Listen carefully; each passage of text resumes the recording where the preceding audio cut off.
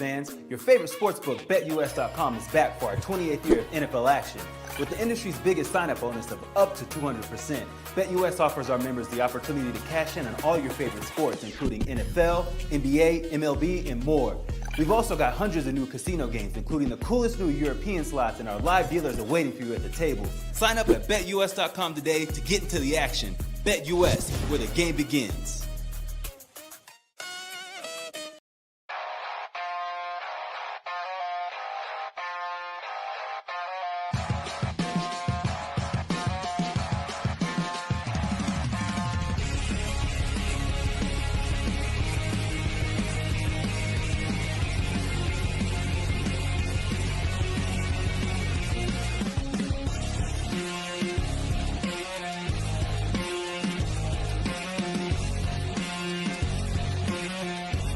And now, broadcasting live from Las Vegas, the Snake Sports Talk Show with Jake Silva starts now.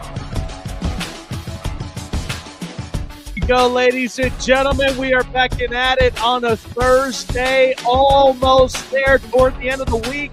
We got a lot to unpack. Playoffs, NFL schedule release, wherever and however you may be watching and listening. Thanks for making us part of your day here on the Snake Sports Talk Show. Case joining us. So much to unpack, so much to really talk about, because we took a lot of the time to evaluate every single one of these schedules that came out. And I got to be honest, there are some of those I like and some of those I'm a little worried about, but I think that's kind of the beauty of the NFL. Because I looked more on this side of, like, the thing that kind of pissed me off was not just not just the Browns getting any primetime games, because they got zero. Like I know everybody's just like, oh, well, they didn't have very many wins. Well, the Raiders had 4 wins last year, and they had 3 primetime games. I mean, the Giants had 3 primetime games, and they had 4 wins as well. I mean, like, people underestimate and, like, don't realize, like, look at this team. They went back to the Kevin Stefanski system that had success in 2023. They have the same quarterback, an upgraded defense, a way better offense, and they're having a QB controversy. But that's not the thing that's not the only thing that I'm pissed off about. The other thing that I'm pissed off about is the Titans not getting one, because they upgraded their roster drastically, including their quarterback. They didn't get at least one, not even one. But the Buffalo Bills got shorthanded again. Like, yeah, they got 5 primetime games, but none on the biggest schedule or the biggest stage that when it matters. They didn't get any Thanksgiving games. They didn't get any Christmas games. They didn't get any, abroad games. And I feel like the Buffalo Bills, with the MVP and Josh Allen and, like, how good the Buffalo Bills have been, right now it's just the Cowboys because they're the Cowboys. It's the Eagles because they're the Super Bowl champs. And it's the Kansas City Chiefs because they've been relevant and successful the past 5-6 seasons. Well, I think a lot of it is marketing purposes, because if you think about it, I mean, Dallas is a very big brand. And, I mean, you could kind of understand where they're coming from with that. Kansas City, I mean, here's what I will talk about. I'll be talking about this after what I got to say on this take, but we got a lot to unpack upon it.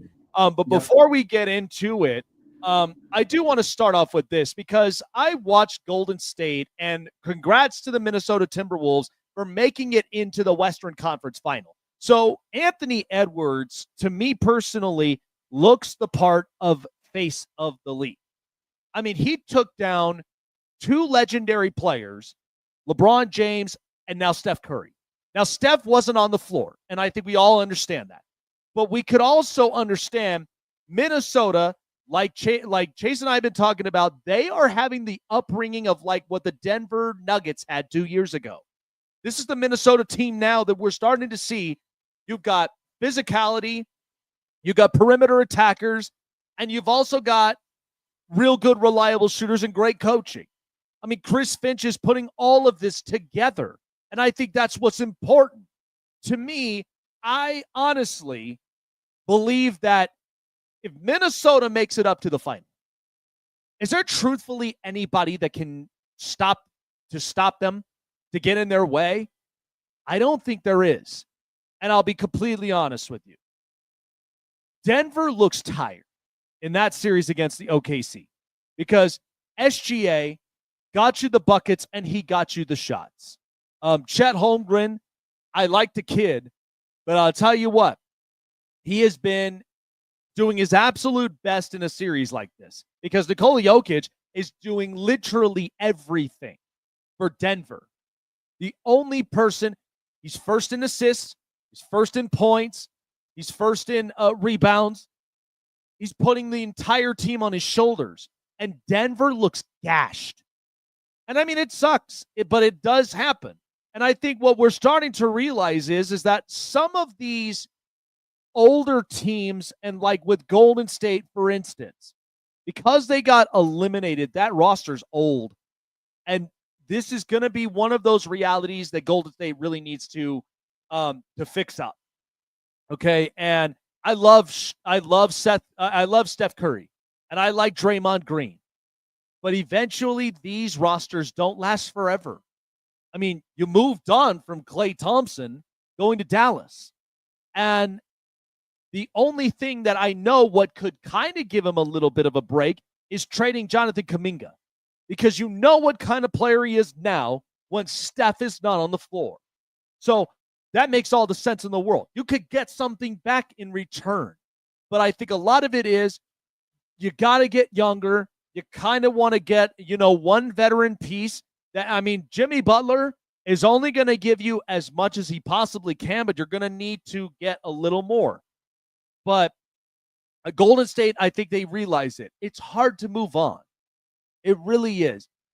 This is always the part that well-respected dynasties, well-respected organizations, it's hard to move off. Did you think it was easy for the New England Patriots to move on from Brady and Belichick? I mean, when Brady left, look at how bad the crash landing was for New England. I mean, Belichick couldn't get the drafting process right. And the other part of it is I think there's a little bit of that you can kind of involve Brady in, because Brady wanted guys that were going to be on the same page. And sometimes that does happen. I mean, go look at Aaron Rodgers when it came to Devontae Adams. If you did not end up running the routes that Aaron Rodgers wants you to run, he's not going to throw to you. Your targets are going to go way down. So, to me, Golden State had such great players, and it was a fun run. It really is. But Steph Curry only has at least a couple more years left of this puppy because, he's been available, only has been injured about a few times in his career, but is the most reliable. But you don't have any other shooters outside of Pods, maybe, that you could build around. And that's the one thing Golden State is going to have to come into reality with. You could hear it in Steve Kerr's voice. And Steve Kerr, I will make this argument. Golden State and Steve Kerr, they still believe in this roster. You could tell. But they're going to need to strive for something different.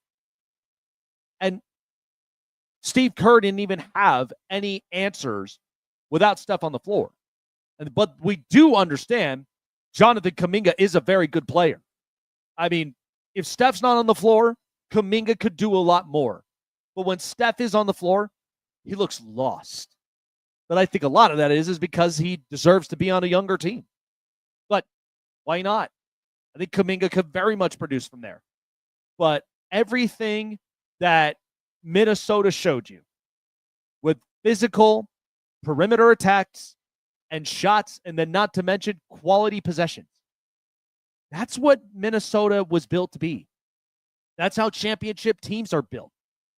So I think personally, I think Golden State, they are eventually going to have to come to this decision where they're going to have to end up moving on with some pieces. And they're going to have to build younger and get guys that can honestly help them a little more. Because you can't do this forever with Steph and Draymond. And I love Steve Kerr. But there's going to be times where I'm sure people are going to question the coach. But the coach did give you championships. He gave you titles. He gave you He gave you division titles, and made you one of arguably the best teams in the West. What more do you really have to prove? So I think you really got to kind of move on from some pieces from here. But Minnesota looked like a very good team. They looked like an absolute very good team. All right. I know Chase was thinking about this in the back of his head when he found out about, the Vegas Golden Knights eliminated against the Edmonton Oilers. And look, it happens. I'll talk a little bit more about that on the tail end of the show. But I do want to discuss the Edmonton Oilers because here's the thing. Connor McDavid is just an amazing player. And we know in hockey it's a completely different realm because you've got a lot of very good elite scorers. Connor McDavid, Austin Matthews, Nathan McKinnon. You got a lot of really good players from there. But it all comes into when you go into the Stanley Cup playoffs, you have to last all 7 games potentially. And that means you're getting checked, you're getting boarded, you're getting shots thrown at your face. Every time when you're the goaltender, you have to block all of them. But the thing is Edmonton looks like a much more experienced team. I go back to the years when Wayne Gretzky, when he ended up getting drafted by Edmonton. And think about this. It was an MJ moment for Wayne Gretzky because the team that got in his way was the New York Islanders. They won 4 straight Stanley Cups. No one has been able to do that in years. So they were just like MJ when it came to the Detroit Pistons. I mean, Isaiah Thomas, Lambeer, lots of these other players that were very physical and they knew exactly how to go up against Chicago. And Chicago wasn't even truthfully built like that when MJ first came into the league. In fact, they were lacking a few pieces, and then they also had a coach way before Phil Jackson that didn't implement the triangle offense. But once Scottie Pippen, you start pairing him with MJ, and then you go and get Dennis Rodman and Tony Kukoc and Steve Kerr, you got a lot of really good supportive guys. Okay, you've got supportive cast around you. You've also got a coach. And by the way, the coach before him wasn't terrible, but they wanted a coach that was going to help them to get over the top, and that's what Phil Jackson was. But the Edmonton Oilers, you got to think about this with Wayne Gretzky. I mean, you had Paul Coffey, you had Mark Messier, and you had Grant Furr. And so a lot of this was you had to put the pieces all together. And you needed to have a supportive cast around you, all from the top 4 lines, all the way down, and a very solid defense. Connor McDavid, since he'd been drafted, the team didn't even make the playoffs in the first couple of years in his career. Okay, they looked completely lost. And by the way, you had to deal with Ryan Nugent-Hopkins, who at times felt like he's either on one or he's just ice cold. They go and get Leon Draisaitl, which is arguably the best duo in hockey. And yet, they could not get a supportive cast outside of those two. I mean, now you got Zach Hyman. Now you have at least a couple of other really good players. And what's funny about this is I look at the goaltending of the Edmonton Oilers, and it reminds me so much about a couple teams who have won the Cup that had a really good, solid cast when it came to the playoffs. They may not have looked like that in the regular season, but this is always what I harp about when it comes to the Colorado Avalanche and a couple of other teams who do not have that kind of duo at goaltending. When someone does not have the hot hand, you're screwed throughout the playoffs. It just happens. But Connor McDavid has dealt with so much. I mean, the team getting swept in the first round against the Winnipeg Jets. And not to mention, they lost to the Vegas Golden Knights 2 years ago when the Knights won the Cup. And they were fighting. Not to mention, they were one game away last year against the Florida Panthers, and they lost. I mean, they kept it a great series, no doubt about it. But it's all been living up to the moment because Connor McDavid is a man on a mission. This is a multi-MVP champ. Okay, multiple MVPs, multiple goal scoring, multiple times where he's had over 100 points on his belt. and is arguably, outside of Sidney Crosby and Alex Ovechkin, one of the best current players in the league. You know, sure, you'll sprinkle in some Austin Matthews and Nathan McKinnon and multiple others, but Connor McDavid is at least one of one. And McDavid, much like Wayne Gretzky, when he first came in this league, they have been fighting so hard to get the first cup. They were. It was literal hell. It was purgatory for the Oilers because you had to deal with New York 4 times, and they couldn't even get it done. And then finally, when Gretzky got the cup, it was a sigh of relief. Now, it seemed like the job and the ultimate goal is not so far away anymore. And so Connor McDavid, the Edmonton Oilers, they move on to the Western Conference Final for the second straight year, and it's because he's a man on a mission. It's also, I think he has probably the best supporting cast now that he's ever had in his career, and I think a lot of this is coming together. I think PK Subban said it best when this team was patient, this team was poised, and they did not crack. I mean, you got to think. They went all the way through regulation without scoring a goal until they got into the overtime last night and beat the Golden Knights on their home turf, on their home ice. And a lot of that is because they were without Mark Stone. They were without another key piece. But I'll talk a little bit more about the Golden Knights because, honestly, they put up more of a fight than Toronto. Toronto literally gave up in that game after they lost 6-1 against Florida. It was embarrassing. But there's just something about Edmonton's aura right now that they're on one. And look, I love Connor McDavid. And I really am pulling that he does win his first cup because he has multiple MVPs. He has done everything. Fastest skater, several years. He's done everything in the trophy case except for one goal. And that's the Stanley Cup. Arguably, I don't care what anybody says, one of the hardest trophies in America to win. Outside of the Super Bowl, outside of the World Series, and even outside of the NBA Finals. That is the hardest trophy in America to win. And it's been over 30 years since Canada has even hoisted a cup. Could it be Edmonton's year this year? It's quite possible. But I like the chances, and I love the composure that Edmonton and Connor McDavid are doing. Chase, I mean, to me, it was devastating of my hometown, to go down the way they did, but they put up a fight. But at the same time, I mean, am I wrong? Connor McDavid is arguably one of the most prolific players in just in all of sports in general. One of the most prolific athletes. And it's like he's done everything, like by the book. And if he gets this Stanley Cup, he's already noted as a first ballot Hall of Famer. No question. I mean, multiple MVPs, multiple years where he scored over 100 points. Like, he's done everything in the book. But the only task now in front of him is the Stanley Cup. I mean, he was very close by one game. So, and think about this. Not even the champion Florida Panthers had a Stanley Cup final MVP. I mean, how insane is that? That's why I'm like, the team that lost got an MVP out of that final. But it's because it truthfully just reminds you how great Connor McDavid really is.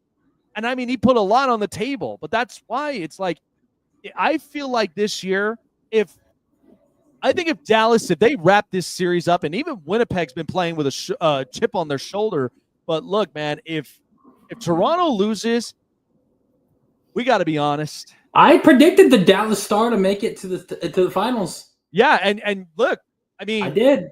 I mean, this is the thing, is even they're on a mission, because you know that Pete DeBoer cannot afford to lose his chances to getting into the final again.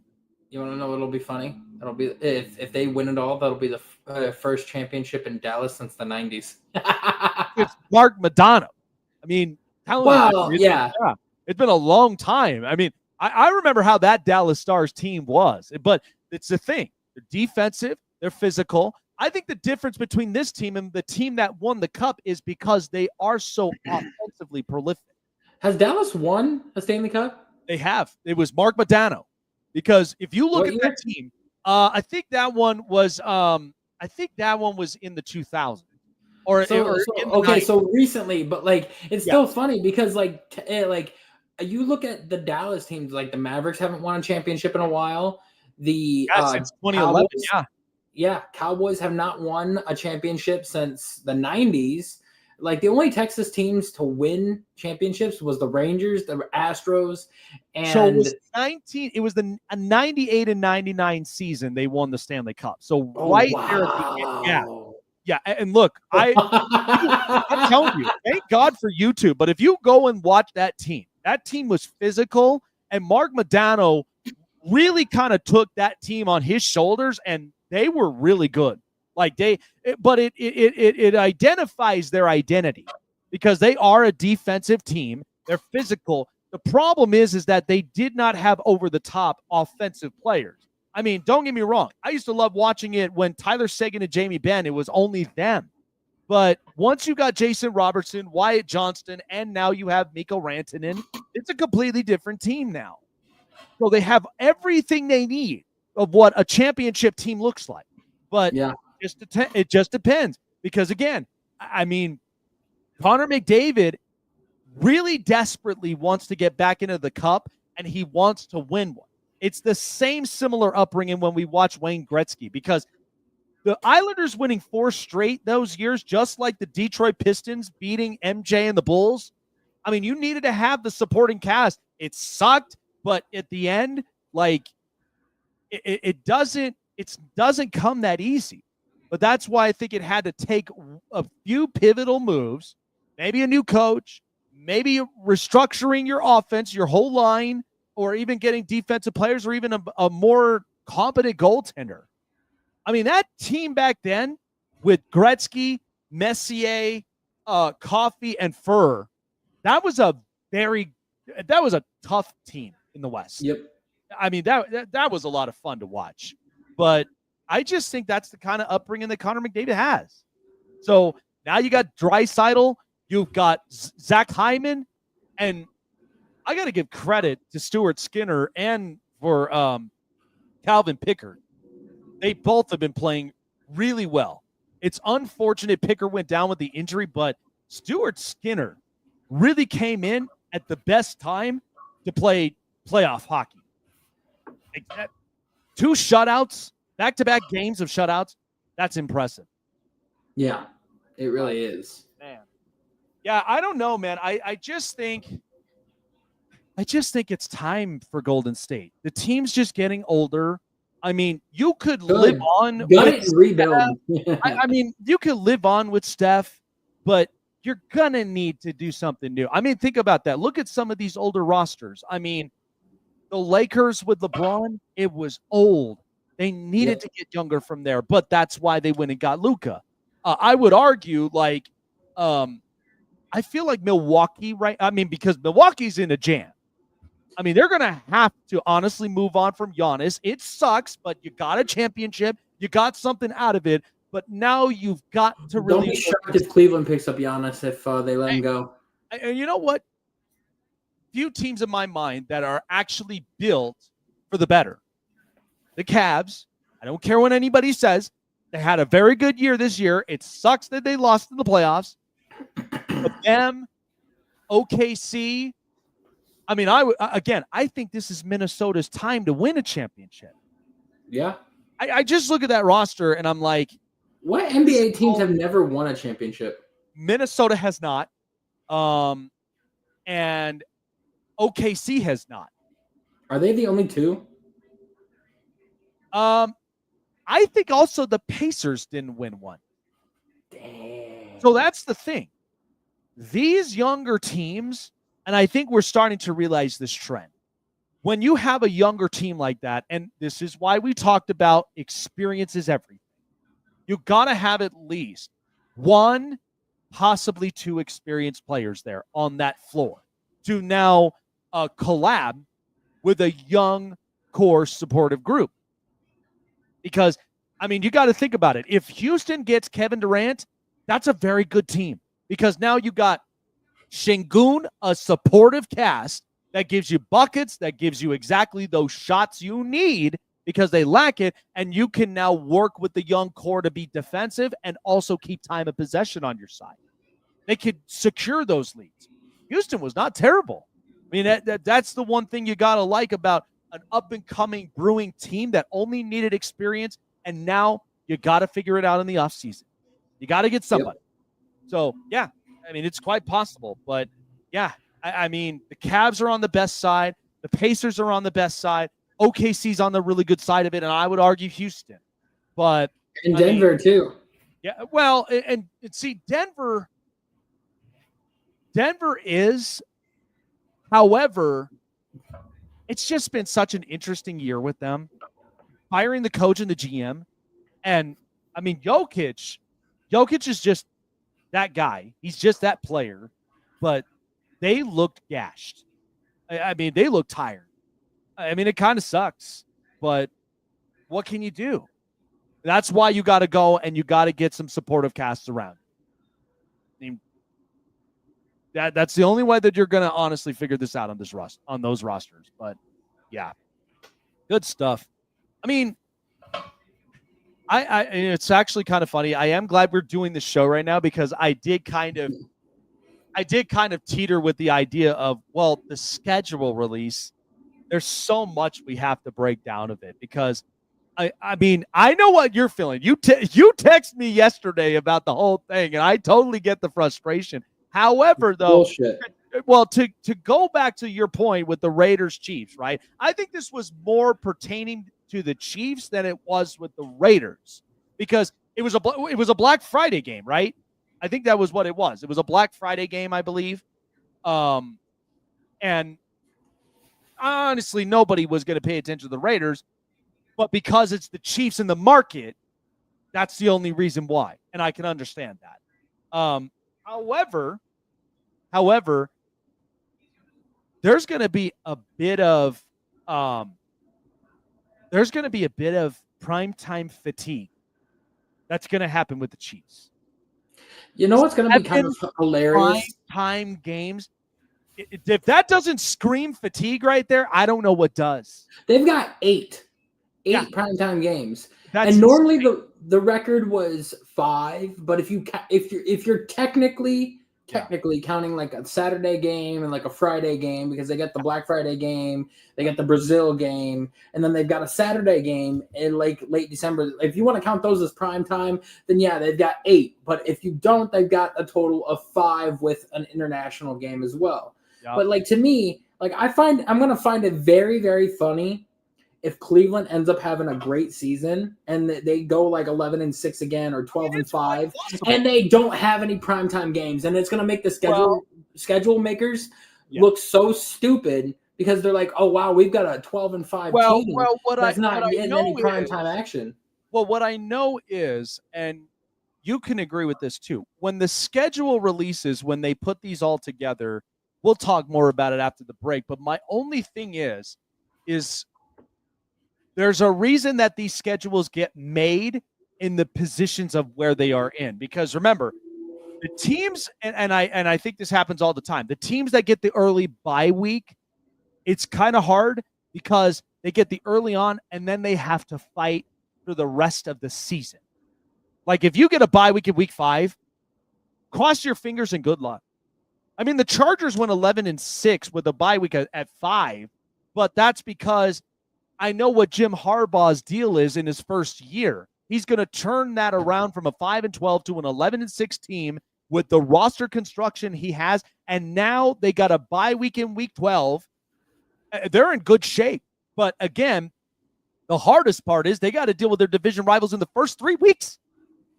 We got to deal with them in first 2. And then all of the AFC North, basically. We've got, or the NFC North, not the AFC North. We've got the Bengals, Ravens, first 2 games of the season. Yeah. And then we got the Packers, Lions, Vikings, all in a row right there. The Packers, Lions, Vikings. And then after that, I believe it's one other team in there, and then it's the Steelers. Oh yeah. Like, but I think, I can already know on the top of my head the teams I don't trust, truthfully, is the Steelers I don't trust, the Jags I don't trust. and they hold their primetime games. And well, that's the thing though. But I think, Like, but I don't think they get as much. Only the reason is because I think one of those is because they're trying to showcase their draft pick. They're trying to showcase Travis Hunter up into the screen. I mean, that happens with some of those teams. You may get one that you want to show. I mean, hell, don't the Titans have one? Or no. They don't actually. And yet, no, the Titans and the Browns, I believe, were the only two teams in the NFL that did not get a primetime game. But remember, there is an opportunity where, depending on those quarterbacks, because the quarterback situation for both of them. I mean, if Cam Ward comes out the gate on fire and he puts up rookie of the year numbers, you don't think they're going to flex that in because they want to basically give people a preview of what Cam Ward's all about? Or the same thing when it comes to Shedeur Sanders, if he gets the starting job, like they're going to want to flex that in because they want to prove to everybody, hey, he can play. So I mean, they better because, like, honestly, like I felt like that was a great reason to have the Browns in the primetime game. Schedule flexes, and I think we've seen this all the time. They don't occur until you're in between weeks 13 to 18. Truthfully, I think that's right there in that gap. That's when schedule flexes happen. They happen because either a team is on the drop off and there's injuries there, and that's when other teams, when they may slide into that slot. And here's the other thing: there's also teams that I think have a player that we know is jaw drop. He's a rising star. So that's why you want to move it into the slot. Again, these things can be interchangeable, and I think that's why. I mean, they better. Like, I'm sitting here right now. I guarantee you. Think about this: if Shedeur Sanders, I guarantee you this, because do you have the Titans? I think the Browns have the Titans this year, don't they? Yeah, we have the Titans at the Browns. I believe it's going to be week 14. Oh, see, that's perfect. So think about that. But it's a 1:00 game. But think about that. Wouldn't that be the one game in that afternoon window that you're now seeing Shedeur and Cam Ward on prime time? Think about that. Because honestly, I would love that only because you watched it in college. These two were going back and forth. Who wouldn't want that on their television?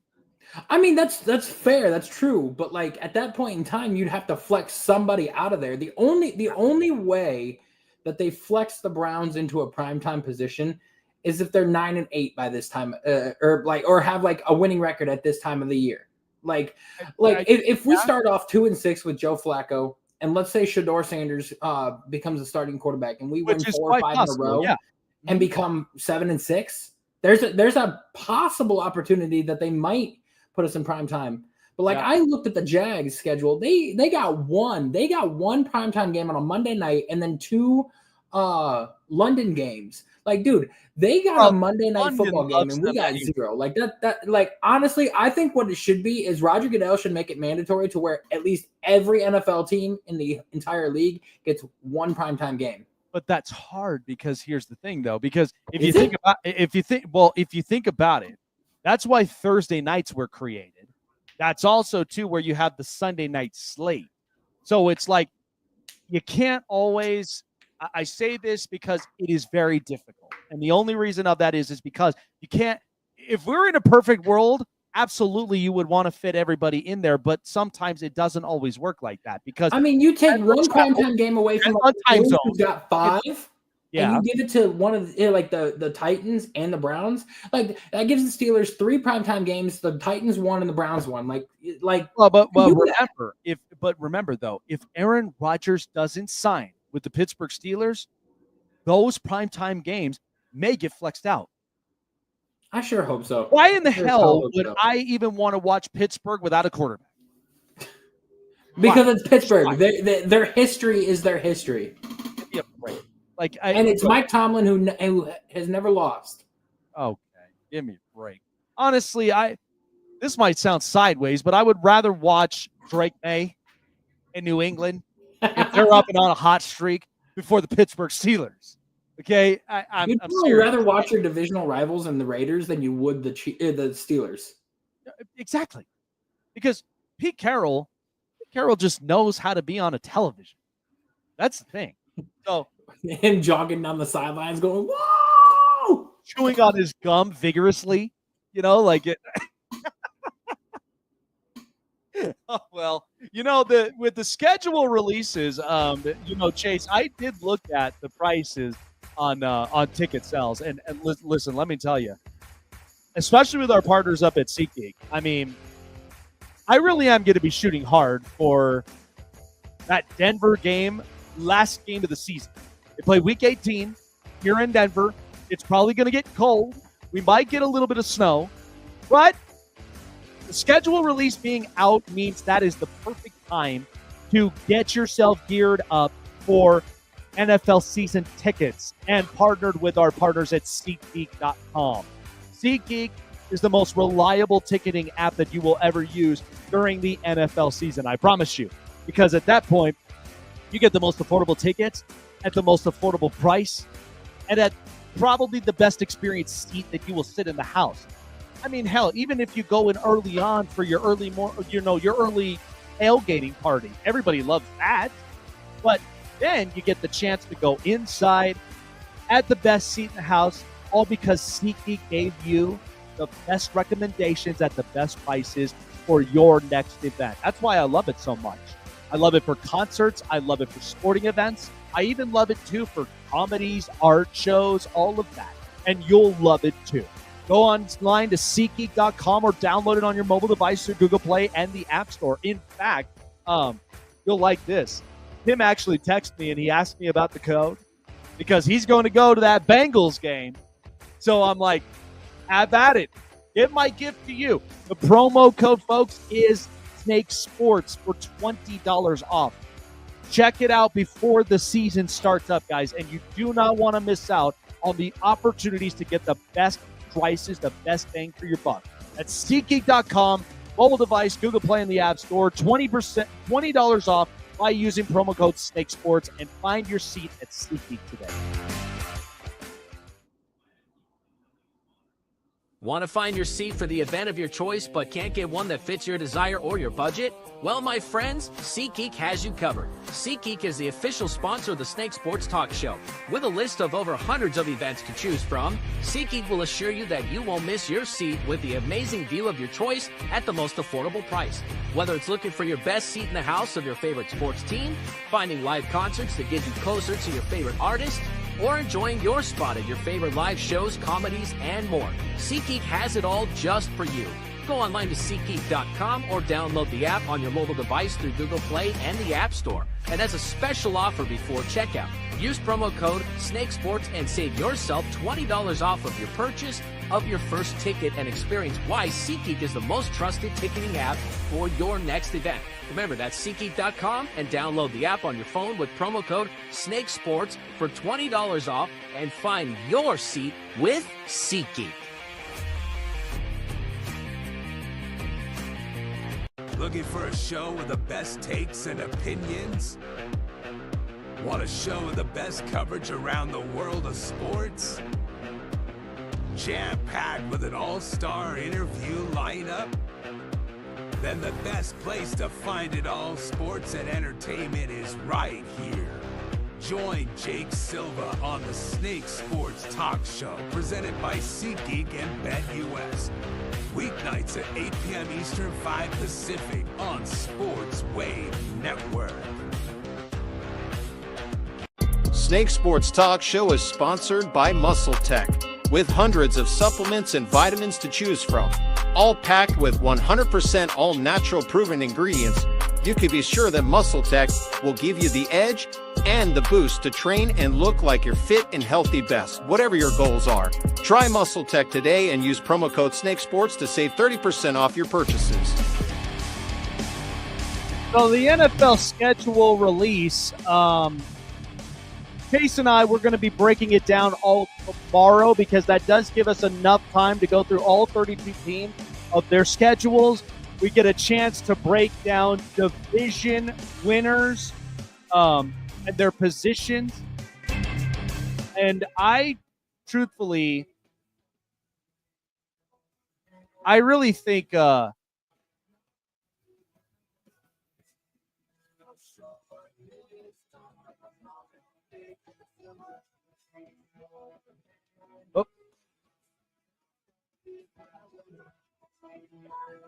sounds. Is anybody hearing music up and in the background? Or is it just me? What the hell? Why is that?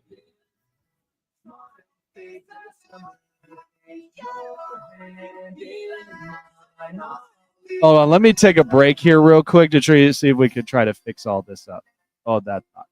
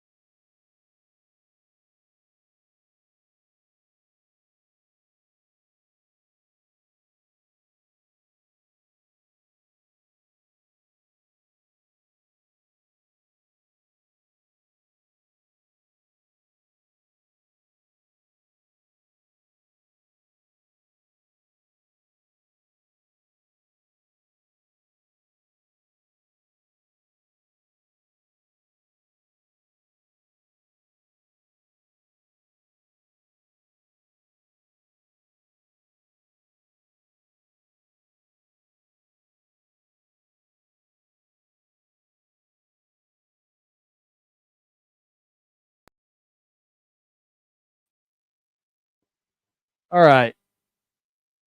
Can you hear? Can you hear me? All right? I don't know what that was. Just random music. All right. I think we got that all figured out. That would weird stuff. Weird stuff. Anyway, what I was saying was before the rude interruption of the music, which I love music, but come on, we're a professional show.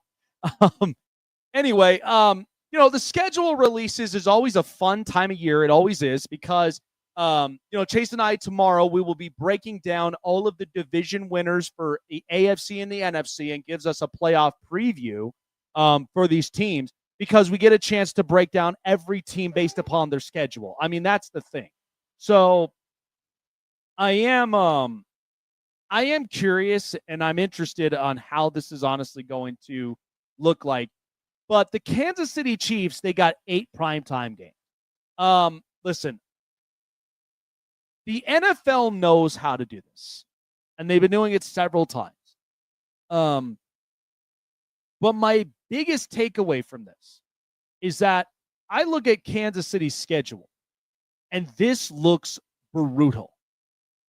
It looks brutal already. But I think that's why the NFL, because they're obviously they're a market. So they're going to showcase a lot of these games that we know, like these like especially when you look at, with the recent wins, all that stuff, they're going to want to get the most profitable marketing team on television. But this is what's brutal here. Okay? And I think this is where the Kansas City Chiefs, this is going to tend to be a pushback. So they're starting out in Brazil against the Chargers as a road team. Then you got Philadelphia week 2, and you got the Ravens in week 4, the Lions in week 6, and Buffalo week 9 until you have the bye week at 10, and then you got the Broncos, Cowboys, Texans, Chargers, Broncos, and Raiders. I mean, that's not going to be as simple as most people think it is. The AFC West is continuing to get better and better, and it's a chance for both the Chargers and the Broncos to fight back. Because that's what, I mean, you can't, this always happens with a lot of teams, is that because of stretches of success, there's going to be a year where they're going to feel the fatigue. And I feel like this year, based upon the schedule, they're going to feel that fatigue. They really will. And whether you believe it or not, and I know Kansas City fans will probably push back on that, but that is really tough. It's hard. And I think at the end, Kansas City, they're going to get fatigued because of the amount of primetime games now they got to play. And then not to mention, too, I mean, when I look at this whole schedule from top to bottom, that's not going to be simple. You would have to go home, road, and then you have a 3-game home stretch until you got to go on the road to Buffalo in week 9. And then all of it from there just gets a little bit tougher all the way to the end. But there are some teams that they've got kind of a little bit of leeway in the start of the season, and some not so much. But Kansas City, to me, feels a lot like the way that the roster construction of it is I don't trust their offensive line. And I think that's why the Chargers, the Broncos, and the Raiders, they all in their division had to beef up on defense because they're trying to gash that offensive line. That's what the Philadelphia Eagles gave you. They gave you that blueprint, and they're rolling with it. So I just truthfully think there's a part in that. Kansas City, I know that they're not going to like it because, especially with humidity. Even Travis Kelce, I was hearing about this on a show where he was on his podcast of New Heights and said if it's humid and it's hot, he's going to be miserable. And that's usually what happens. And you're in the first week. You're on a Friday in international territory, and you got to face your division rival. Not that simple. Not that easy. I think Kansas City, I think they're capable of 10 to 11 wins with this, but you're going to find out very quickly. But that offensive line, the way that it's built right now, time to regulate. Because at the end of it, I don't think Kansas City, they are going to be reigning for very long with the way that I saw this schedule. That is going to be brutal for them. Chase with the news. This is the hot press. I disagree. Really? Well, again, I can understand why, because nobody wants to bet against the Chiefs. I get that. But I'm telling you, you got to play your division rival, and then you got to play the Super Bowl champions the next week. That's not easy. And again, what did we learn from the Philadelphia Eagles in that Super Bowl? You've got to be able to wear out that offensive line. And I don't trust Kansas City's offensive line. I get they got Josh Simmons, but if that Josh Simmons, who is arguably one of the best left tackles in all football this past year. They've got Humphrey, one of the best centers. They got they ended up re-signing Trey Smith, and then they beefed up the right side of their offensive line. Not to mention they got Jalen Royals, who is a great offensive playmaker that is a very underrated wide receiver who could desperately help this Chiefs wide receiver core. And they got Brighamstool from Clemson as an undrafted free agent that came in. Not to mention, this is a Tom Brady 2.0 situation where everybody was just like, the Patriots are out of it. They don't have it anymore. They've done this. Their schedule's tough, blah, blah, blah. And then what do?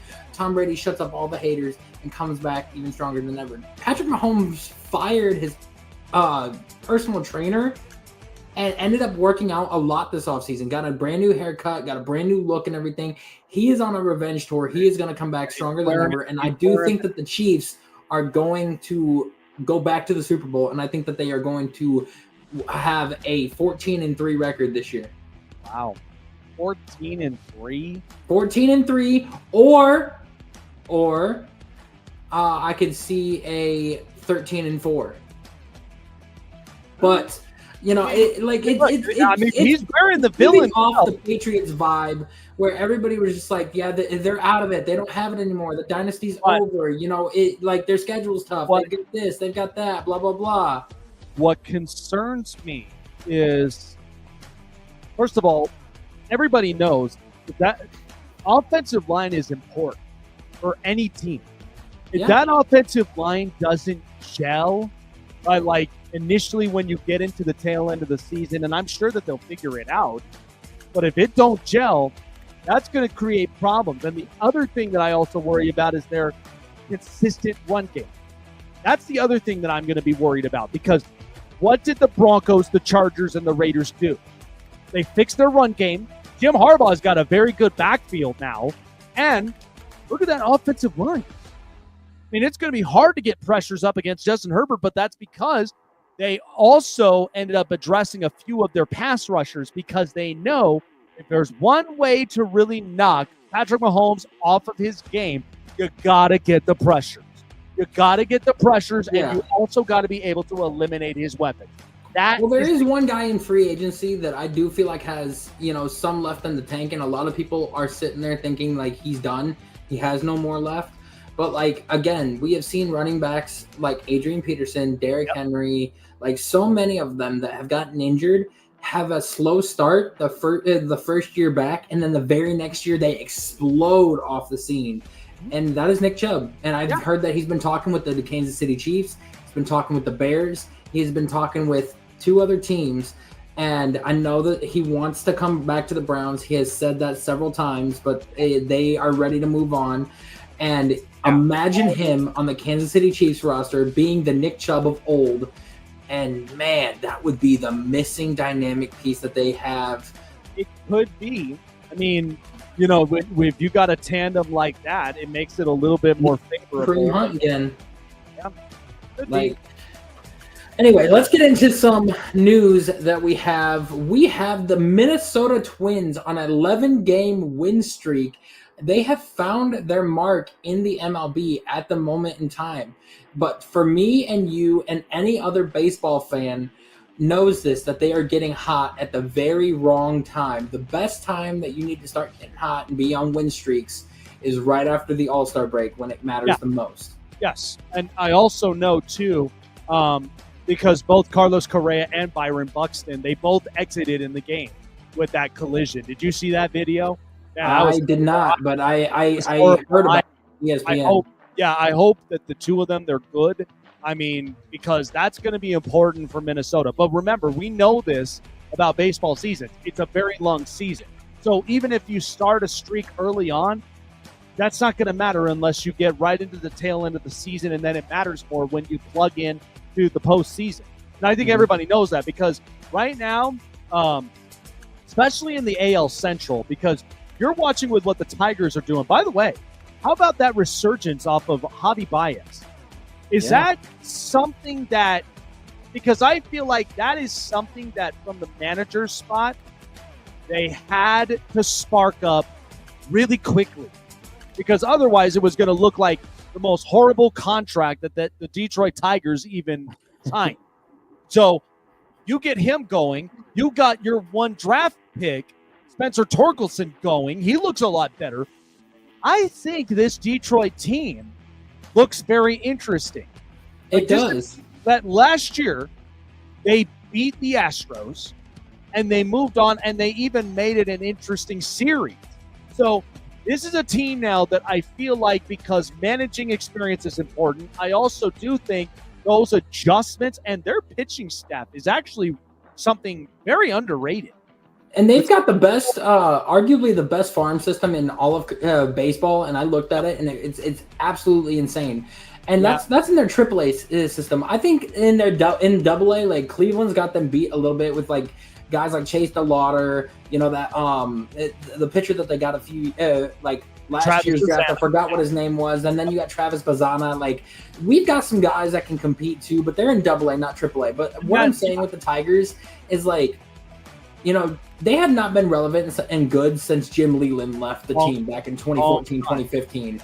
And it's been a very, very long time. And I know that they are due for a breakout year, but this is not the year yet. They are on a streak right now, and they are doing very, very good. But again, Cleveland has had it the past 2 to 3 seasons where we are in the middle of the pack in like 3rd place and everything, and then we get on a hot streak towards the end, and we end up finishing in 1st and pull out of the division. The Tigers are on that streak now early to where they're winning during the beginning of the season and middle of the season, but towards the end of the season, they're going to get tired. They're going to fall off because they're not used to the constant winning like this. They're just not.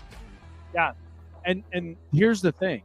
We knew with the Tigers, they needed something new because you're already trying to brush off the old from Miguel Cabrera and multiple others. And so, but I think that was also too right after, if I remember correctly, 2014, I think was the last time. But after that, they knew that they needed to dismantle this roster.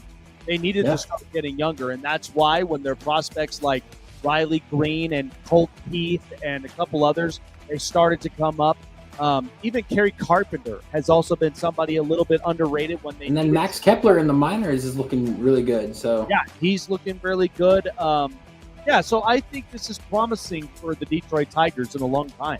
But I love what their rotation is looking like because Jack Flaherty, by the way, coming off of a World Series and he's having a very good start. Tariq Skubal just won the Cy Young last year, and then you got Casey Mize. So there is some promise to this rotation. I don't know how long it may last because we know it's young. It needs to get a little more experienced.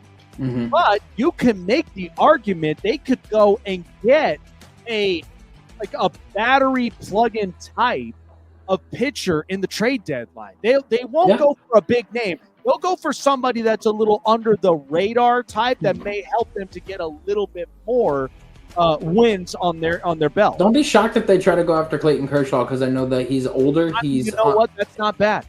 And I know that he's older. The Dodgers are going to want to get rid of him. He's making his season debut this week.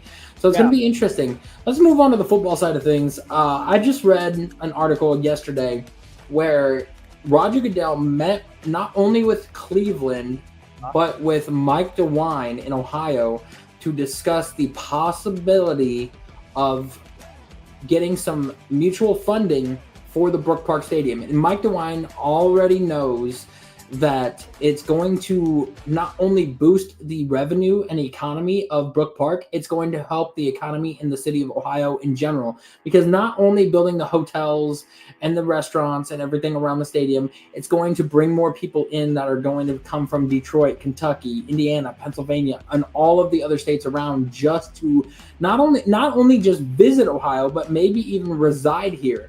And they were talking about the possibility of the Brook Park Stadium, and Mike DeWine is fully on board with the stadium in Brook Park. Yeah, I mean, we had this discussion. I mean, because when you think about the state of Ohio, I mean, I know about the Rock and Roll Hall of Fame in Cleveland. I know about, because I'm sure there are certain areas that you tell me for sure that it's like, dude, this is a go-to spot. But it's not the kind that really sparks majority of the population's eye. It's just unfortunate, that's just kind of the reality of Ohio. But however, if you do that and you get those parts of those regions in those states, that can help out a little bit with generating with marketing. And at the same time, it could also, because again, what's the two things that we know, that are big, at least around in Cleveland, is the time you go right down to Columbus and you watch Ohio State, and then you've got the Cleveland Browns. Even the Cavs were even coming into a year where they were arguably the best team in the East for a very long time since LeBron left, and at the same time, the Guardians stay relevant. And I think that's really all you got about left. I mean, the Blue Jackets have the second salary cap in the NHL for next season. So who knows what they're going to do with that. But I think for the Browns' sake and for NFL and marketing, I mean, Roger Goodell is a marketing guy. So he's going to put that all together to where it will make sense and to help out some of those regions, especially when it comes to television rights. Because that's important too. Yeah, and not to mention the possibility of a Super Bowl coming to Cleveland, since it would be a dome, and it would be the first domed facility outside of basketball that would be in the state of Ohio. And I know that the Mayor Bidwell of Cleveland is ticked off because, you know, he put out renderings and solutions for a domed stadium on the lakefront. Well, the lakefront is not a good opportunity or a good place because you would have to move the stadium inward a little bit, expand around the area, and all it is it's just parking lot. It's just parking lot around the stadium, and then you got the Rock and Roll Hall of Fame, and you got no vendors, you got no hotels, no, you know, anything else that's there. The reason why they want to go to Brook Park is because you've got that space to build everything that you need. Commercial around. Yes, you have a lot of commercial around you because we know this in America, right? What are the two things that we know as Americans really sucker us in? Shopping and eating, right? You get the finest restaurants that are up and in there. You also get some really good shopping centers, and you even have, you know, you're staying at the best in class hotels that you know that are going to be up and around there, because that will help for even for road team fans. They'll come in and they'll book their hotels so that way they're able to make those reservations going in there to go right by the stadium, like right next to it. They won't have to worry about it, like, because a lot of these teams, when they're coming in downtown, they have to sleep in hotels that are like, you know, 10 minutes away from the stadium. Everybody's acting like the stadium is going to be like on the other side of the United States. No, it's literally a 15-minute drive outside of Cleveland, and it's about 2 miles away from city limits. Yeah. It's not a big deal. Not at all. People are just up in arms about it. A video has surfaced recently of Tommy Rees, the OC for the Cleveland Browns, talking up Shedeur Sanders, being on a hot mic, and him and Kevin Stefanski are starting to like what they see with Shedeur Sanders. So there is a very high chance we could see him week 1 over Joe Flacco, even though they might, even though they got a little bit of PTSD from the past, they might want to start Flacco for the first few games of the season just so Shedeur can get his footing in the NFL and learn how it plays before they start him. But he might actually get the start week 1. But you know what's funny? I was listening to Cowherd this morning, and what he talked about was, and I think this is very true, and I think you know this with Cleveland's history, because Jimmy Haslam mostly will want his quarterbacks he chooses, right? So we talked about this with Johnny Manziel in the past, because that was a Jimmy Haslam thing. The Deshaun Watson thing, that was a Jimmy Haslam thing, and I don't think this was. Well, it depends, because here's the thing. Shedeur Sanders is great for marketing purposes, because think about it, jersey sales and like all the rest of it, that's the kind of thing that if you're a marketing type of if you're a marketing mind that's out there and you look at that, right? You're not just thinking about it about the personal stuff. You're thinking about what helps to drive our market, right? Because if people are going to buy these jerseys, there's a reason for it. It's just like an NIL branding, right? Because people are going to want to buy and invest. I mean, hell, we're already getting stock market types of like sports stocks. You know, like you have your regular like NDOW and like all the rest of that, right? The Dow Jones. So there's already apps where they're like stocks, but for sports, for players, for teams. Like, that's the kind of thing. If you're a marketing mind, it's the kind of thing that you want, because it'll put them up and on the map. It'll now increase your ticket sales because he's playing, and that'll increase the jersey sales because he's playing. So to me, that's where I think Jimmy Haslam kind of had a little bit of that mind in there because of marketing purposes. I don't think it was mostly about the draft pick itself. I think it was mostly because you look at it from a marketing standpoint. I mean, like I told everybody off the air, if Johnny Manziel was in the period where the NIL has now been acceptable, he would have never gone to the NFL. He would have just been an NIL legend in college football. Like, he would be getting so much money because of, the jerseys, autographs, all those things. And yet, Texas A&M, with the way that they went about it, I mean, that's what started the renovations of Kyle Field. So you got to think.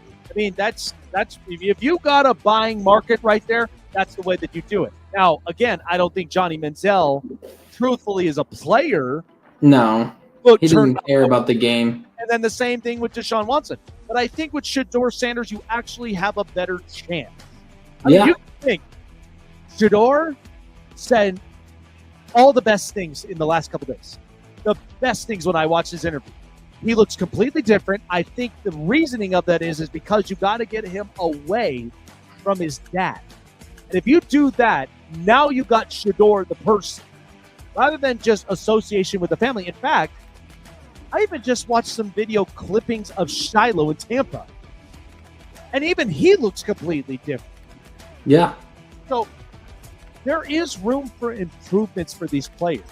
And I think it's clear.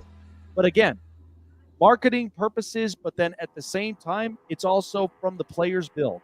But I think you'll have a much bigger upside. And I think that's the kind of thing Jimmy Haslam likes. It's because if the player has the upside, how can anybody say anything horrible about Jimmy Haslam at the end of the day? That, and I think all the players have his back, because I've seen videos where a lot of the vets are coming up and introducing themselves and saying hello to him and like saying thank you for being here, welcome to Cleveland and everything. So a lot of them are liking him, and a lot of the rookies and stuff like love his demeanor and the way that he's going about things, and how he's not being like that cocky, arrogant guy. He's not showing off his like legendary and everything. Like he's just being like even keel, getting to work and like putting his time in. And he's the first one in and the last one to leave. I love it. Step in the right direction. So I love it. It's gonna be great to see, because like, you know, you're gonna have to face a tough decision, because if it comes time for the season to start and you've got all of these veteran guys that are clamoring for him to start and like how he is and how he plays ball, they're going to be like, wow, do we go with Joe Flacco, the guy who took us to the playoffs and had the success, or do we go with the young, flashy rookie? Well, remember, though, because I'd say this is the opposite of what Chicago like what they did last year. Because remember, there were guys that were harping to sit out Caleb Williams because they were obviously not in that position, you know, and it was kind of disappointing, but I think we kind of understood that because they don't develop offense very well. I think that was very clear. However, I mean, to me, you would want to see what the kid can do. And a lot of teams know that. That's why I'm like, with rookie quarterbacks, I always give between 6 to 8 weeks, because that's enough time to study a playbook. That's enough time to have those reps with your top dogs. But like I said, I think it was more of bridging purposes. I think the only one that actually helped them out a lot was Carolina, because you needed Bryce Young to take a step back. So in comes Andy Dalton, right? And then he comes in and he gets a couple games where he's producing, and then you bring back in Bryce Young, and now look at how completely different he is. Yep. And sometimes you just don't know. It's like a bag of marbles. You just don't know what you're going to get with quarterback. Life is like a box of chocolates. You never know what you're going to get. That's very true, too. And I love chocolates. Who doesn't? Oh, yeah. It tastes with you. This is the Hot Press.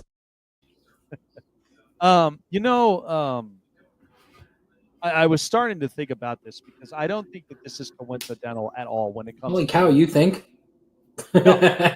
I know. But I'm sitting there and I'm like, I was looking at the primetime list, and we got a lot of really good games. I mean, right out the gate in week 1, we have Cowboys and Eagles to start the season off with. We got Chiefs on the road against the Chargers, an international territory, and we got all these other teams that are either facing their division rival, or it's one of those tail of the tape type matchups. Because you got to think, what I like of some of these matchups is because I even looked at some of the other ones that we know of, like, well, they used to know each other up in college. Like, for instance, the Thursday night football game between Minnesota and the Chargers, because you've got now J.J. McCarthy, okay, the quarterback successor for Jim Harbaugh, facing Jim Harbaugh. I mean, did you know that the Chargers are in the Hall of Fame game this year? They are. And it's on July 31st. And you know what? I was talking about that because, to me, I knew you were going to save room for Jim Harbaugh to face against a team out of Michigan. I mean, you knew you were going to have to do that. But the other thing is I also do think that this is a grand gesture to Antonio Gates going into the Hall of Fame. Because they didn't have that.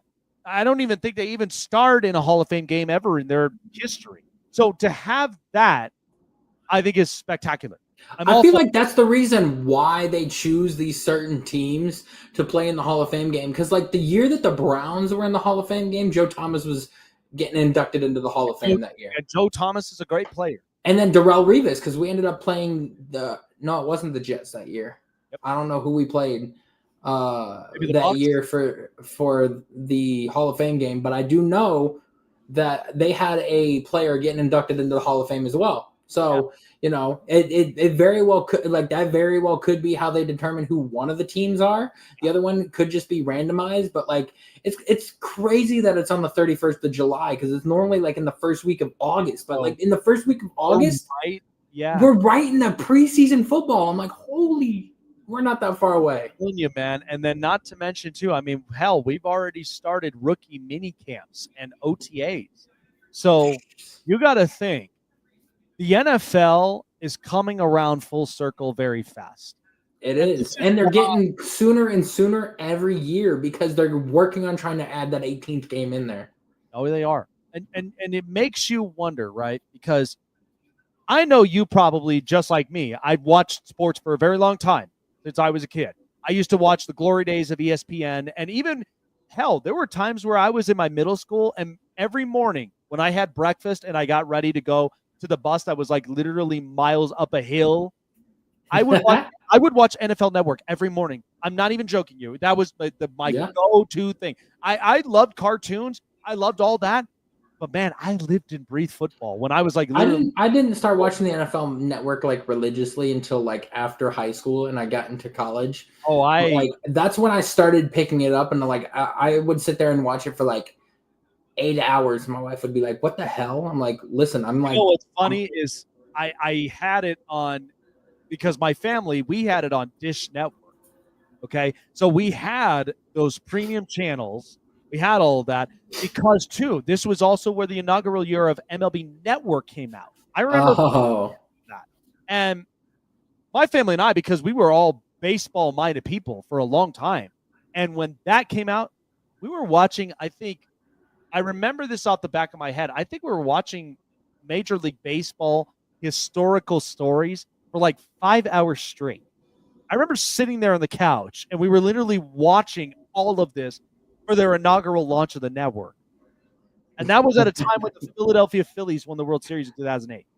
Oh my gosh, I remember that. Can you name all of the World Series winners from 2000 to now?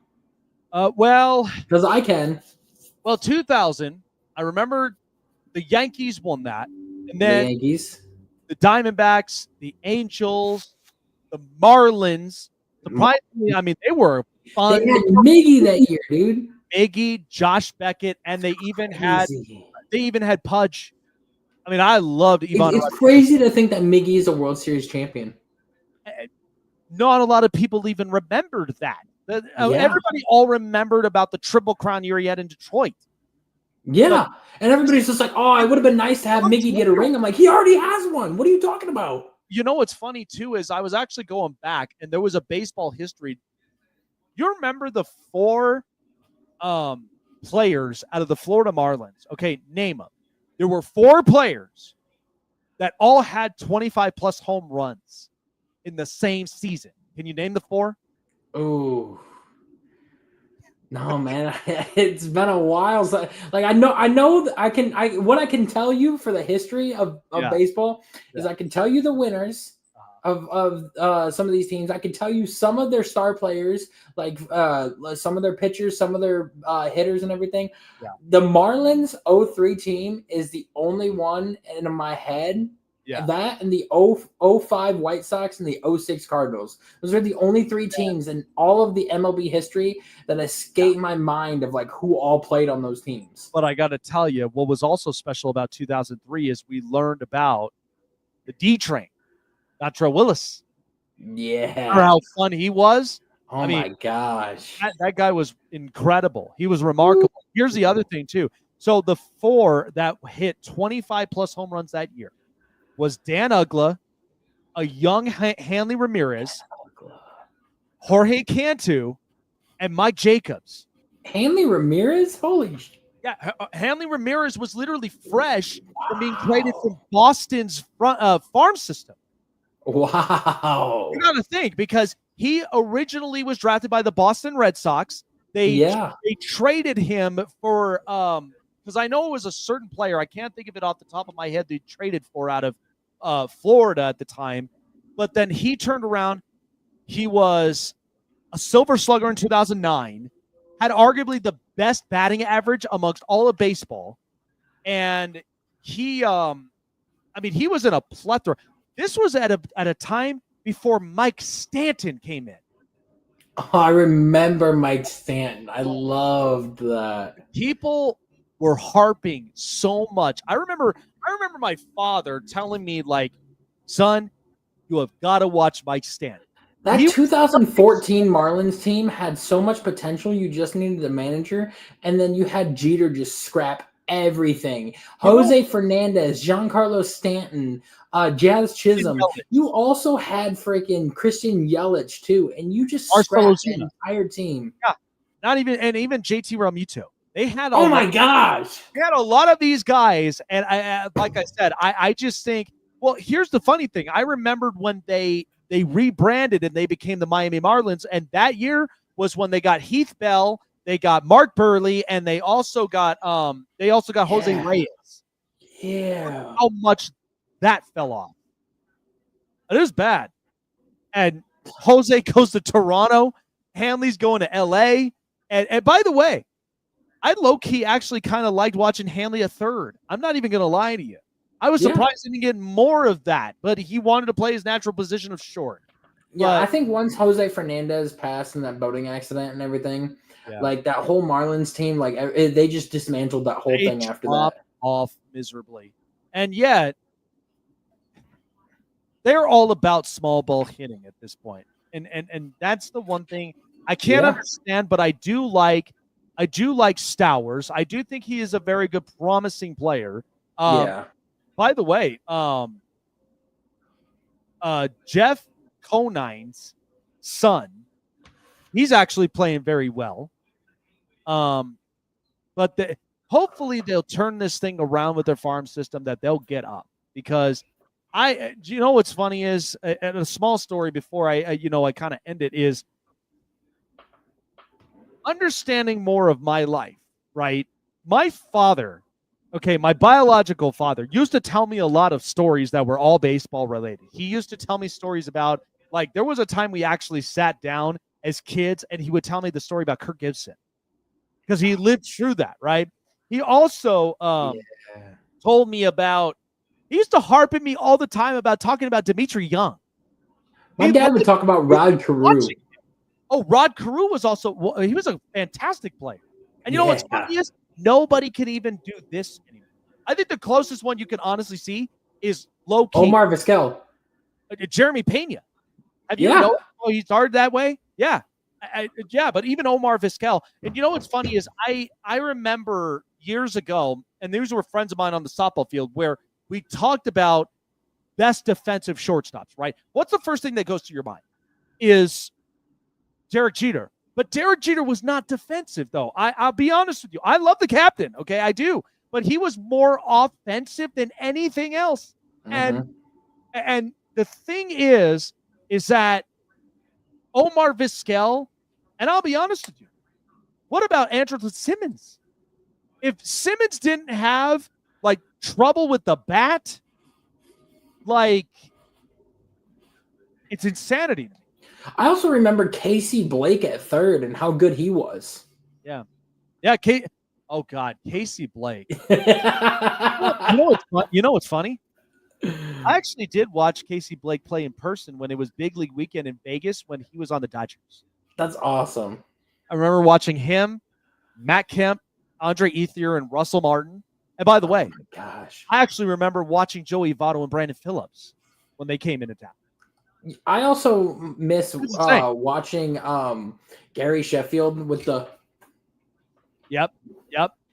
Oh, I remember the nostalgia was when he was with the Mets and he hit that 500. Who was his teammate that was with him? It was him and it's some crazy name I'm thinking of. I'm drawing a blank on who he is. I know the player. I know the years that he played. It was like the early to mid 2000s, and it was it wasn't Orlando Cabrera. It was somebody else. Yeah. Gosh, it's driving me crazy, but like I remember him and Gary Sheffield just battling it out with that team and how good they were. Yeah. Man, just pure nostalgia. I will say this though. I will say this. Kind of a few ending points. Because to me, like, you know how much I love hockey. Okay, and I love the hockey playoffs. And by the way, we'll have a guest on Maglio. tomorrow. Sorry, I didn't mean to interrupt, but Maglio or Donez, that's who it was. Maglio or Donez. Oh God, that was he was really good, and well known for that walk-off homer against Houston Street. Yes. Yep. Oh my gosh. Still ain't over that. But the thing is, like I know my hometown off the back of my head, being there for over 29 years. And the thing is, you know, watching that game last night, and again, I even watched the Toronto Maple Leafs game, and I got to tell you, these two are completely far apart. Because, and the reasoning of that is because the Vegas Golden Knights are going to be back in the playoffs. Okay, I watched this team since the start. Okay, they are so resilient, but they also are ones that they do not give up every single fight. Every time I tune into a Vegas Golden Knight game, they're always in the fight. They never really give up that much. Even with Mark Stone out of the lineup last night, there was no goal until the overtime. And that happens with everybody. But the thing is that what's crazy is, you know what the crazy stat about Adin Hill, what sucks is that the Golden Knights, as close as those games are, right, with Adin Hill, they're 1-2, but Adin Hill saw 79 of those shots, and you know how many he's blocked? 76. They don't play around. And that's the part where I think they understand the knack of talent that they have in front of them. So to me, I really do think that this organization, they're well ran. I mean, I've heard a lot of great things from Bill Foley. Kelly McCrimmon used to give me question marks at times, but I think I understand now what he's doing. I didn't like the Marc-Andre Fleury PR stunt. I didn't like that.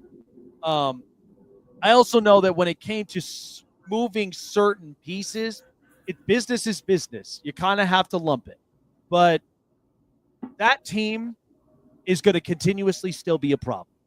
Because as long as they have the culture and as long as they have the camaraderie with each other, whether they get new players out of free agency or the draft, they're going to continue to be a threatening force for a long time. And again, it's the difference from when you watched that team last night compared to the Maple Leafs team that just flat out gave up. Craig Berube had nothing to say in that game at all when they lost 6-1 against Florida. They got their asses handed to. And yet, Matthews, Mitch Marner, they were all not on the same page. They looked completely befuddled. It was embarrassing. And because here's what's funny. If you go on and you watch Twitter, look at how much Maple Leafs fans are clowning on their own team. I had one where I was watching this on an intermission, and I think one of the guys posted this up. Somebody posted literally, it looked like millions of Leafs fans with MJ crying emojis on their faces because of how embarrassing that was. But it just tells you, and it's funny, they even had another one with the Spider-Man thing. Okay, because this has been looping around for a long time, and Maple Leafs fans are going to say, how long until the curse is done? You know what I say? Maybe go and get Mike Myers to help you out. Have any of you watched The Love Guru? It worked. It seemed to have worked in the film. Maybe you could work in real life. But Did you also catch my video I made about predicting the next 5 Super Bowls and who's going to win? I don't think I did. So this sounds interesting. I've got the Chiefs winning this year. I got the Vikings winning next year. I've got the Bengals winning the Bengals winning the year after that. Okay. I've got the Texans winning the year after that.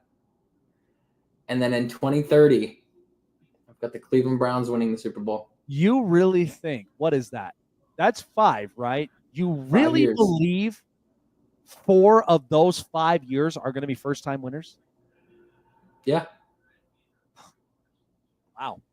And here was my reasoning behind the Minnesota Vikings, because this is arguably one of the best, if not the best roster that they've ever constructed in their entire history of their franchise. Yeah. With how it is, because they do not have a single hole on their roster that needs filled. They've got every position covered. Offensive line is great, getting Donovan Jackson, one of the best guards in the draft, to fix that hole that they were missing on the offensive line was great. And Christian Darrisaw is going to come back off of injury stronger than ever. They got Justin Jefferson and Jordan Addison and TJ Hawkinson all healthy to start the season. They've got an upgrade at safety, an upgrade at corner and everything, because corner was their biggest need that they had, and they plugged and played that this offseason with the moves that they had. They got Javon Hargrave to pair along with they got another defensive lineman. I forgot who it was, but they got Javon Hargrave along with another defensive lineman and Dallas Turner and just a couple others. And then the only missing piece is JJ McCarthy. And that's why I'm giving him until next year, because if JJ comes out and he balls, and with Kevin O'Connell, I think that offense is going to be where it needs to be. JJ is on a rookie deal. They can still build that team even more that they need. Yep. And I think that, they were just good quarterback play away from winning their first playoff game in years. And I think that they've got a team built to carry them to the end. And the reason why I have the Bengals winning the year after that is because I feel like it's going to take 2 years to get that defense up to par with that offense that Joe Burrow has, and to get them where they need to be. I got the Texans winning the year after that, not just because CJ Stroud will be a seasoned vet at that time and everything, but I do feel like that Texans team will be built good enough to beat anybody in the AFC, just because he's gotten two playoff wins in the past 2 years, getting out of that wild card round. Just needs to get past the divisional round. And then the Cleveland Browns, here's the reason why I think that they will win. Not only will they be into their new stadium, because we've known that a lot of teams that get brand new stadiums usually have very good success from the years following, but I think that they will be off of that curse that is being on the lake, because I think being on the lakefront is a curse. If you remember that Cleveland Indians team that was on the lakefront, they were the mistake by the lake. They were garbage for so many years. They get a stadium downtown in the very first year. Right after they get that new stadium, they make it to the World Series. And then not even 2 years later, they make it again. They lose, but they make it both times. And I feel like if it's not Shedeur Sanders, it's going to be somebody in this next draft that will be the starting guy. And I do believe that Kevin Stefanski will not be the head coach of this Cleveland Browns team, but I do believe we are going to get the next coach that's going to lead us to the promised land either next year or the year after that. And if it's not Shedeur, because I'm either predicting it's either Shedeur or a quarterback from next year's draft, But those are my five Super Bowl champions for the next 5 years. And I'm telling you what, if the Chiefs win the Super Bowl this year, that's one down. Oh, wow. Oh, that is. And you've heard it here first. You heard it here first. Well, now I'm sure you're probably. I'm curious as to what you're going to think when it comes to my division predictions for every team, and especially our playoff. Because I will tell you, I think we're going to probably get 4 different division winners, and that's all together for the AFC and NFC. And I think we're also going to get a couple of newcomers in the wild card. I see the Panthers winning the South this year. It's interesting because, again, I'm not saying because I mean that division itself is so wonky. I think because Derek Carr retiring, I don't think it's the whole reason of it, but I don't know what Tyler Shough is. I don't know what Spencer Rattler is. So I don't know with as far as New Orleans goes. And I'm not even trying to bag on them, but I don't know. All I know is, I mean, I feel like if Bryce Young, Michael Penix, and Baker Mayfield all get on a hot streak, it's a 3-team race. It is. It really is. And I do feel like the reason why I chose the Panthers is not only it's because of Bryce Young and how well he's played and if he can continue that into this year, but there was 3 games that I counted and went back and rewatched where it was one play, like that Buccaneers game where that Chuba Hubbard fumble caused them that game. The Kansas City Chiefs game where Xavier Legette dropped the ball on the 5-yard line, cost them that game. And then that one against the Falcons where Adam Thielen, if he would have held on to the ball, they get that first down, they win that game. So that they would have went 7-10 rather than 4 and whatever they did. But you know what, though? That's okay because, truthfully, they were my best-worst team last year because I knew this team would improve because a lot of that is that because sitting Bryce Young down, it now allowed you to now have to reevaluate. It allowed you to now get a veteran in there. And I think it was very clear because, remember, we did not have the amount of quarterback starts like we did the year before that. There was like over 60 of them. But I think a lot of that reasoning is because it's the NFL. Injuries are accounted for. The other thing is I also do believe that inconsistencies do play a role in that, but that also depends. I mean, look at Bryce Young. Look at Anthony Richardson. Look at some of these other quarterbacks. I mean, those tend to take into effect. That's why you really have to. I mean, this draft was the most roster constructed draft I think we've ever come across in a long time. And so to do that, now you're putting the roster construction into action. So I do believe Carolina, and remember, this is also another thing about the NFL that also surprises us because there sometimes could be a surprise player or a surprise team that actually catches us by surprise. Who knows if Tyler Shough actually is the answer for New Orleans? He very much could be because experience is one thing. Also where you come from, because remember, he backed up Justin Herbert at Oregon before going to Louisville. So there's a part of that does kind of take into a little bit of account. But then how do we know about how Kellen Moore will run his offense as a head coach? That's another thing. So look for him to trade for a veteran guy. I could see if the Browns really are interested in just going with 2 rookies to start the season with, I could see them trading Joe Flacco or Kenny Pickett to the Saints to get them that, either that veteran presence in there or a good caliber quarterback that can start for a few games before you hand over the reins to Tyler Shough. Yeah, I mean, that's kind of the idea, right? And that's why a lot of teams, they've gotten experiences up in quarterbacks. They also even have guys that, even if they're still young, they've also possessed a bit of experience themselves. That's why I look at a lot of these quarterback rooms, because it's always good to have an emergency quarterback, always, because you never know what could happen. I mean, I'm going to give you a sneak peek into tomorrow. I'm just going to tell you my division winners. I'm not going to tell you who the other playoff teams are going to be. Okay. My division winners for the NFC North are the Minnesota Vikings. Okay, they're winning the North. Okay. For the NFC East, I've got the Commanders winning that. Okay. For the NFC South, I've got the Panthers winning. And for the NFC West, I've got the Rams. So only 2 of the 4 I kind of have a different take on. But I agree with the Rams, and I also do agree with what was it? The Vikings? No. Actually, you know what? Scratch that. I actually have 3. I have a different mind on. But the Rams, you and I were on the same page with that, because I do think the 49ers, just to kind of give a little bit of a snippet, but the 49ers have arguably the easiest schedule. And if they don't win 10 games, that's a problem. Yeah. That's a problem. And the other thing is I think Seattle, because of the way they finished, I think Mike McDonald's, his scheme is he's going to be more about defense and ground and pound.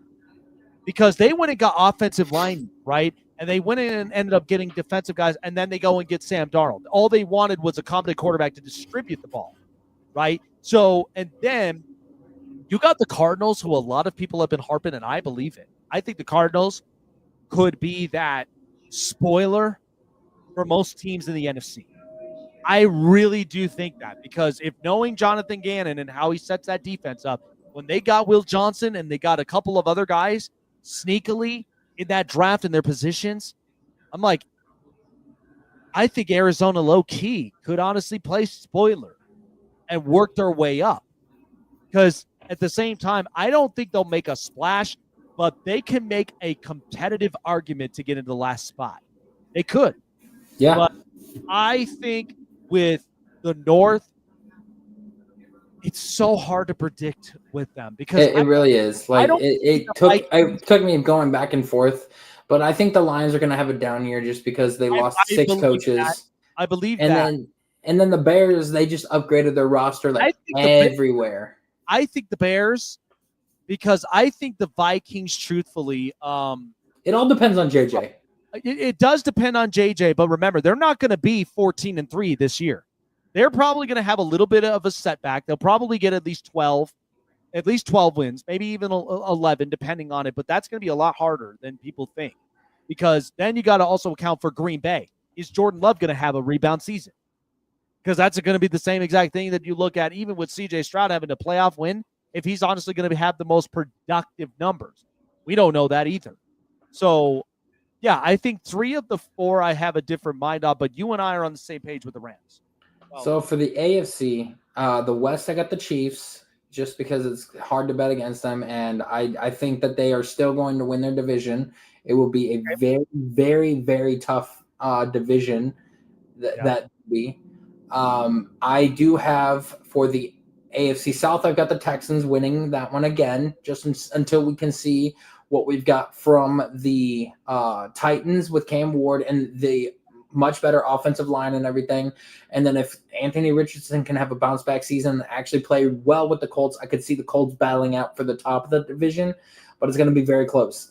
The AFC East, I'm going to give it to the Buffalo Bills again, just because I know that the Patriots have gotten a lot better and a lot tougher on defense with Mike Vrabel being there. That's what they spent their entire offseason money on, the most cap space in the NFL. They just got nothing but defense and then spent their entire draft on offense pretty much.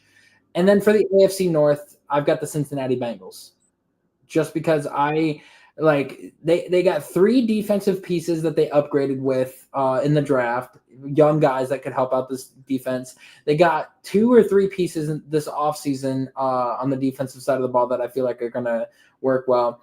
And the Bengals would have won the division had they had a better defense last year, just because they were outscoring a lot of their opponents. They just couldn't hold them in games. And there was at least 4 games where I can say that the defense had screwed them over because of it. And they finished 9-8 last year. You had a better defense, you finished 12-5 or 13-4. But I think a lot of that is because you had to expect Burrow to put the team on his back. Yeah. I mean, that's kind of the reason why that they finished the way that they did. It was a very competitive, probably arguably one of the most productive offenses that we've seen all season. and yet the defense did them no justice. So on that regard, I have 2 of the 4 I'm different-minded on. And the North, right? The West and yeah, the North.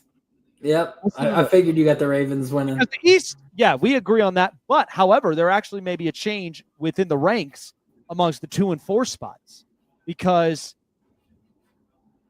I got to save it for tomorrow because I know I get excited about this, but I do think there are going to be some teams that are going to be shifting up, and you'll be surprised by that tomorrow. Because you'll be surprised about who I've got making the playoffs tomorrow for each conference as well. Same as well, because I do believe there are going to be some teams that are going to jump when you least expect it, and there are going to be some drop-off teams. Now, every year there's always 3 teams that make it that did not make it the year before. Right. There's always a dark horse. There's always a dark horse team that tends to make the playoffs, and remember, because that could either be the best worst team from last year that then they make the playoffs, which I agree with that. But there also are some teams that had the worst drop-off that now they become playoff teams. And so all of those are true as well. But I do believe there are about 2 to maybe 3 teams. When is it ever going to change? When is it ever going to change for them? Because I just am like, there's a reason why that they continue to be in these spots. There's a reason why they finish last. Them, the Jags. Yeah. You know what I mean? But I'm saving all that all for tomorrow. But it's gonna be fun. It's gonna be a fun show. We got my really good friend who's gonna be on the show with us. Howell. He loves the Oilers, but he's also one of 2 guys that talk nothing but hockey. He's going to be joining us here tomorrow to talk a lot about the Stanley Cup playoffs, the Edmonton Oilers, and the NHL draft lottery, which is so unpredictable that a 0.3% team got the number 1 overall pick. We'll discuss all that tomorrow. Yeah, I cannot wait to hear what he has to say about that tomorrow. But we're chasing the Red Wings the number 1 pick. Come on. one of these days. If they get lucky, but you know what? I think the lotteries are just a scratch team. Yeah, they really are. I hate that. I like the way the NFL does it. Yeah. Oh, the NFL will always be king with that. But with Chase and myself, have a great rest of your night, guys. Appreciate all of you guys for dropping on by, and we will see you tomorrow with our special guest here up onto the show. Take care of yourselves, and we'll see you tomorrow, guys.